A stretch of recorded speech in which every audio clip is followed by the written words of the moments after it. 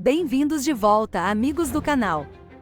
Hoje vamos levar vocês a um lugar realmente especial, o Parque dos Canyons, bem pertinho de Canela, no coração da Serra Gaúcha, no estado brasileiro do Rio Grande do Sul. Mas desta vez vamos explorar de uma perspectiva diferente, única, a de uma ave em voo, sobrevoando as impressionantes gargantas do cânion. Lá do alto, o olhar se perde entre as paredes rochosas esculpidas pelo tempo, que contam milhões de anos de história geológica, e o verde infinito da Mata Atlântica, que guarda uma biodiversidade única no mundo e nos mostra toda a força e a poesia da natureza. O vento que acaricia as cristas, o sussurro das árvores e o silêncio majestoso do cânion nos lembram o quanto a força da natureza pode ser poderosa e, ao mesmo tempo, harmoniosa. É aqui que a água, com paciência milenar, esculpiu a rocha, criando cenários que parecem saídos de um conto, povoados por lendas locais e pela magia de paisagens que mudam a cada passo.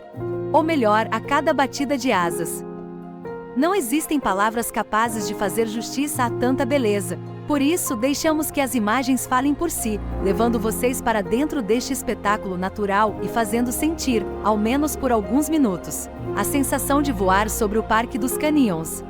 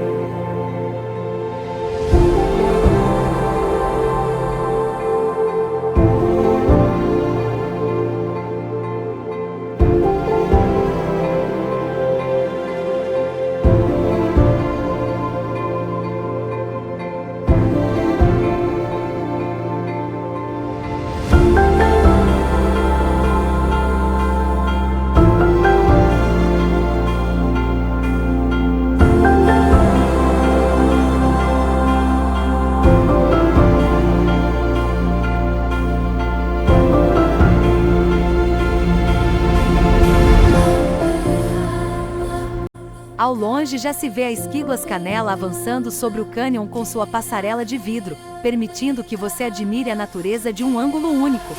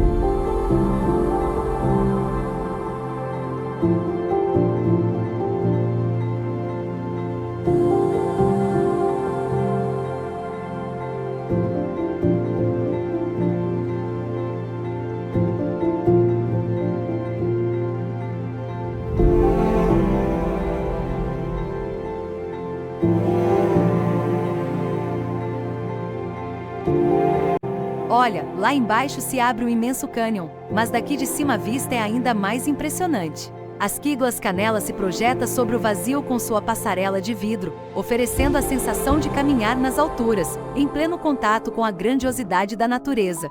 Um cenário que tira o fôlego e faz a gente se sentir parte do infinito.